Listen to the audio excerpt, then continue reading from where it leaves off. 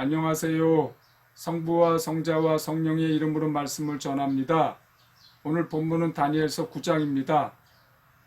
이 말씀을 가지고 회개에 관해서 한 번 더 전하고 싶습니다. 오늘 본문은 다니엘이 회개 기도를 하는 장면입니다.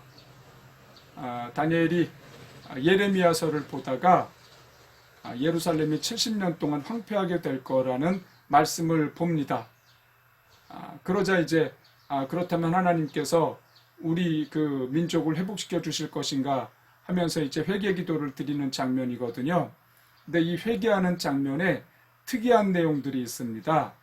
그것이 뭐냐면 주어를 우리라고 쓰는 겁니다. 5절에 보면은 그러나 우리는 범죄하였습니다. 우리는 악을 행하고 못된 짓을 하였으며, 또 6절에도 우리는 또 주의 종 예언자들의 주의 이름으로 우리 왕들과 관리들과 우리 조상들과 모든 백성들에게 말한 것을 듣지 않았습니다. 또 7절에도 우리는 오늘날 수치를 당하는 사람들이 되었습니다. 8절에도 우리가 다 주께 범죄하였으므로 우리의 왕들과 관리들과 우리 조상들까지 수치를 당하고 있습니다. 이 9장의 다니엘의 기도 내용 가운데 우리라는 주어가 20번 이상 나옵니다. 그런데 다니엘은 이 자신이 그 죄를 지은 것이 아니거든요. 다니엘은 소년 시절에 바벨론으로 끌려왔습니다. 남유다가 하나님 앞에 크게 범죄를 하고 그러는 시기에 다니엘은 소년 시절이었거든요. 그래서 조상들이 지은 죄이지 본인의 죄는 아니란 말입니다.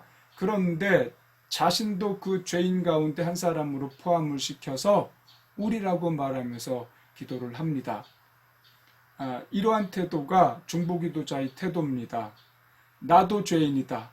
나도 죄를 지었다. 하나님, 우리를 불쌍히 여겨주십시오. 이렇게 자신을 그 죄인 가운데 포함을 시켜서 간절하게 기도를 드리는 것입니다. 여러분, 이 코로나 사태로 인한 우리 한국교회의 이런 처참한 상황들을 우리가 그냥 두고 볼 수가 없습니다.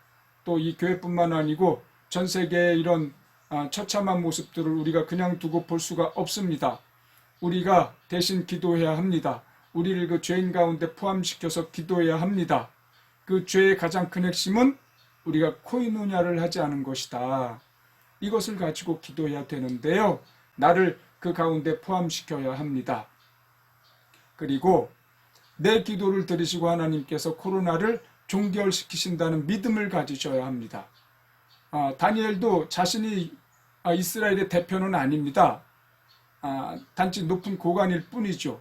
그런데 이 사람이 어떤 믿음의 대표성을 스스로 가지고 하나님께 기도를 하는 것입니다.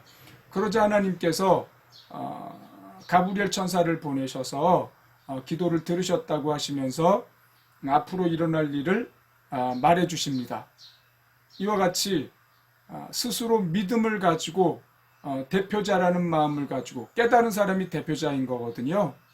그래서 우리가 그 나를 죄인 가운데 포함시키고 또 내 믿음을 들어서 하나님께서 사용하신다는 믿음을 가지고 기도하면 하나님께서 코로나를 끝내주시리라 생각을 합니다.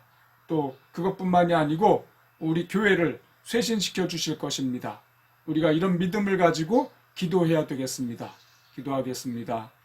하나님 아버지, 우리가 하나님께 간절히 회개 기도로 나아가겠습니다. 주여, 이 말씀을 깨달은 이들에게 은혜를 베푸셔서 죄인된 마음으로 회개하게 하시고 또한 그 믿음을 사용하여 주소서. 예수님의 이름으로 기도합니다. 아멘.